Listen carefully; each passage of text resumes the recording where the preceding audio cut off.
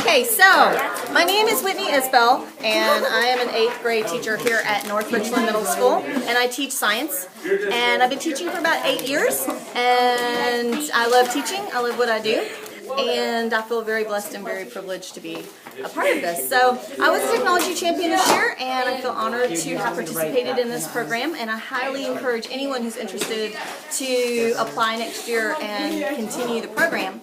And so why is being a technology champion important? It's important because the way that we were educated is not the same way that these kids need to learn. Their whole world is completely different from the world that we grew up in. And so but yet we still teach them the same exact way that we were taught. And so how is that benefiting them? So the technology champions are really about advocating in the classroom to bring technology in so that we're really preparing these kids for the world, the future that they're going to inherit and that we're going to leave them with. So anyway, it's been an honor and a privilege, and that's it. Thanks.